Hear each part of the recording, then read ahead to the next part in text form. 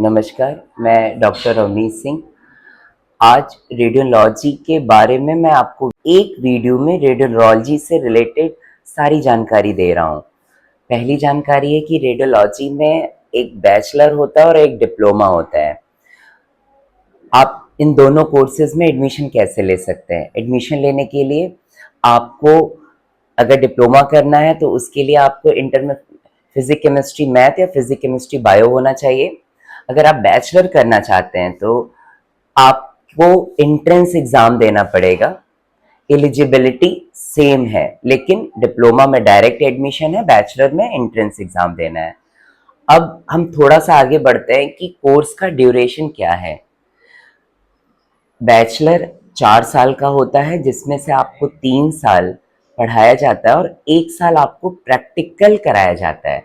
और डिप्लोमा में आपको पहले दिन से प्रैक्टिकल और थ्योरी दोनों का नॉलेज दिया जाता है। जी बिल्कुल।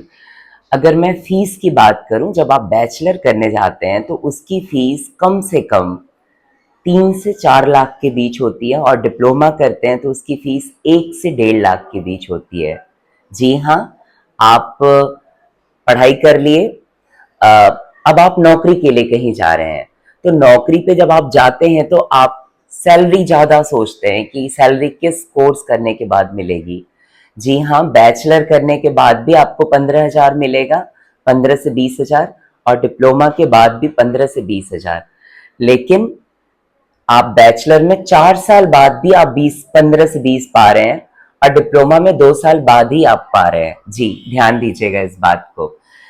मैं आपको बताना चाहता हूँ स्कोप, बैचलर करना और डिप्लोमा करना सोसाइटी में बस एक नाम से है कि मैं बैचलर कर लूंगा तो मैं रिपोर्टिंग करने लगूंगा, मैं अपना खुद का सेंटर खोल लूंगा। जी नहीं, बिल्कुल भी नहीं। अपना सेंटर और रिपोर्टिंग की अथॉरिटी गवर्नमेंट सिर्फ और सिर्फ एमबीबीएस के बाद 3 साल की पढ़ाई जो एमडी रेडियोलॉजिस्ट होते हैं वही करते हैं, न डिप्लोमा न बैचलर। इसलिए आप अपना माइंड को एकदम क्लियर रखिए। आप ऑलवेज एक टेक्नीशियन हैं तो रेस्पेक्ट कीजिए टेक्नीशियन की, डिप्लोमा और बैचलर नहीं। और अगर मैं एक्सपीरियंस की बात करता हूं, जब आप कहीं जॉब के लिए जाते हैं तो आपसे सिर्फ और सिर्फ यूपी स्टेट मेडिकल फैकल्टी का रजिस्ट्रेशन की डिमांड होती है। जी हाँ। दूसरा, आप कितने साल से वर्किंग हैं मेडिकल के फील्ड में। डिप्लोमा करिए चाहे बैचलर करिए, यह आपका अपना पर्सनल चॉइस है, लेकिन इन सारे पॉइंट्स को ध्यान में रख के आपका भविष्य उज्जवल हो, यही मेरी विश है। Thank you so much.